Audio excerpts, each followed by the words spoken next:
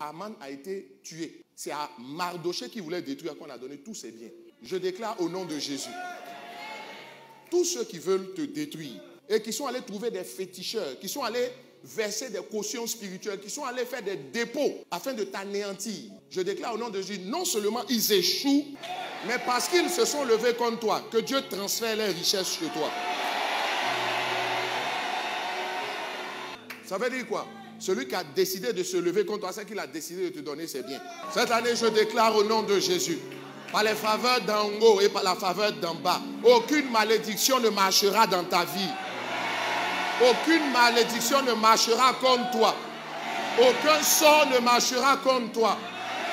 Aucune mauvaise pensée de quiconque comme toi ne prospérera. Dans le nom de Jésus, quand les gens ont visé contre toi de mauvaises pensées, que Dieu les change en ton bien au nom de Jésus.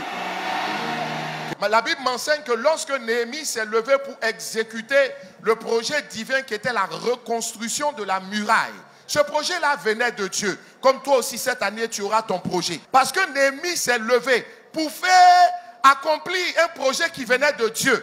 La Bible nous enseigne que Sanballat, Tobija et Geshem, 3 personnes se sont levées contre eux. Et ils sont même allés louer encore des gens. Une armée pour venir les détruire. Quelle est cette armée? Ce sont des démons. C'est des gens mal intentionnés qui s'en vont recourir à des œuvres démoniaques.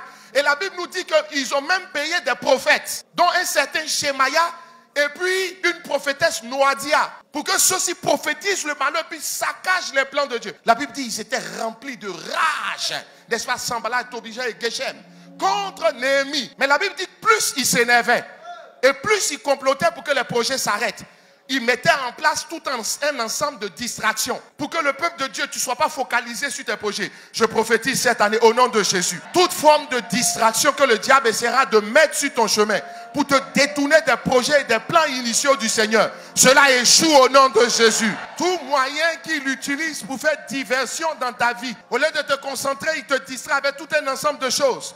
La Bible déclare que malgré toutes ces distractions, Néhémie et le peuple de Dieu sont restés focalisés. Je prophétise cette année, tu restes focalisé. Et la Bible déclare, au grand étonnement de Sanballat, Tobija et Geshem, en 52 jours, Néhémie et ses gens ont fini de reconstruire la muraille. Je déclare et je prophétise que cette année, par les vertus de la faveur d'en haut et de la faveur d'en bas, et parce que tu restes focalisé et que le diable n'a rien en toi, au grand étonnement de ceux qui t'en veulent, tu auras achevé ton projet. Tu auras atteint tes objectifs. Plus ils ont de la rage contre toi, plus Dieu te donne la force. Et puis plus Dieu te favorise pour que tu ailles jusqu'au bout. Dans le nom de Jésus, la haine de tes ennemis à cause de tes projets devient le carburant du Seigneur pour te propulser davantage. Plus on te déteste et plus tu avanceras. Plus on te combat et plus tu avanceras. La Bible dit qu'à un moment donné, Néhémie et ses gens, ils travaillaient d'une main et ils tenaient une épée et des lances de l'autre main. Ça veut dire quoi? Pendant que tu travailles à ton projet, en même temps tu es focalisé dans la prière, prêt à parer à tous les obstacles. Je prophétise que cette année, le Seigneur t'accorde un esprit de prière fervent, un esprit de combat spirituel fervent, par les vertus de la faveur d'en haut et de la faveur d'en bas. Tes prières dégagent de la puissance, l'onction pour travailler d'une main et pour tenir la lance de l'autre main. Tu la reçois au nom de Jésus. C'est l'image et le symbole de quelqu'un qui est focalisé à travailler, mais qui est vigilant dans la prière, afin que rien ne puisse passer. Tu deviens un homme de prière cette année. Celui qui avait des difficultés à lire la Bible a une grande capacité à lire les Écritures.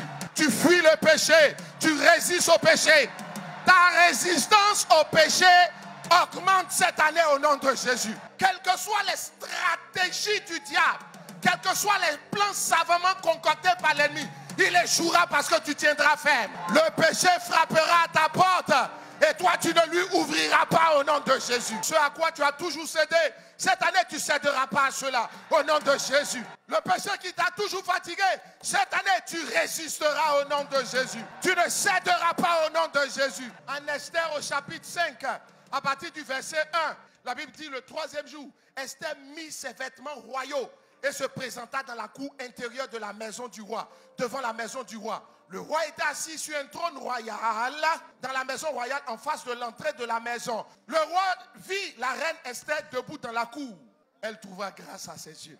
Mais pourquoi elle a trouvé grâce à ses yeux? Parce que deux choses ont été faites. La première des choses, le peuple juif est rentré dans 3 jours de jeûne et prière. Or, la Bible nous dit que quand on jeûne, on s'humilie devant Dieu. Cette année, le Seigneur te donne un cœur à t'humilier devant lui. Cette année, tu deviens un homme de jeûne. Tu jeûnes avec une grande facilité. Ça veut dire que le jeûne emmène une personne à trouver grâce aux yeux de Dieu. Pour se présenter devant le roi, pour trouver grâce, il faut avoir porté tes vêtements royaux. La Bible dit devant Dieu, il faut qu'on soit une église sans tache ni ride, ni rien de semblable. Dans le nom de Jésus, reçois tes vêtements royaux.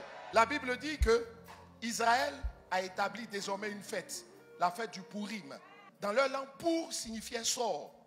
Purim, ça veut dire le sort a été conjuré. On célèbre jusqu'à ce jour en Israël le jour où Esther s'est présentée devant le roi, où elle a trouvé grâce aux yeux du roi. Où le mal que Mardochée voulait leur faire, le jour où ça a été enlevé là, on célèbre ça jusqu'à aujourd'hui. Je déclare cette année, les mauvais sorts seront conjurés. Les mauvaises écritures contre ta vie seront...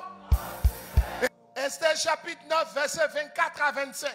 Car Aman, fils d'Amagédat, l'Agagite, ennemi de tous les Juifs, avait formé le projet de les faire périr. Il avait jeté le pur ou le pour, c'est-à-dire le sort, afin de les tuer et de les détruire. Mais Esther s'était présentée devant le roi. Le roi ordonna par écrit de faire retomber sur la tête d'Aman le méchant le projet qu'il avait formé contre les Juifs. Je prophétise sur ta vie que cette année, Dieu fera tomber sur la tête de tous tes Aman le mal qu'ils ont prévu de faire. Ça veut dire quoi? Cette année, il aura un retour à l'envoyeur. Si ce n'est pas écrit, c'est que c'est une écriture. Donc une bonne écriture vient remplacer une mauvaise écriture. C'est quoi les mauvaises écritures? Ce sont toutes les lois spirituelles qui sont dans nos familles. Dans chaque famille, il y a des lois spirituelles qui disent ici, là, personne ne dépasse tel niveau. Dans chaque famille, il y a des lois spirituelles qui disent ils vont peut-être se marier, ils ne se marieront pas.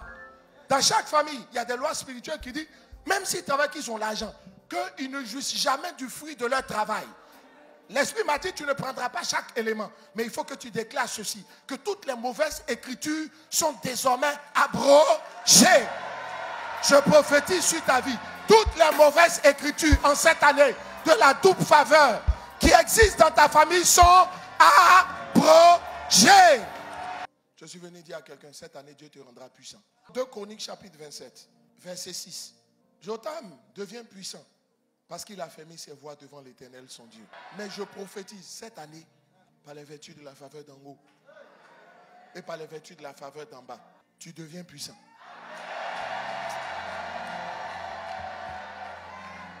Quand on dit tu deviens puissant, ça veut dire que tu deviens plus fort que tes adversaires.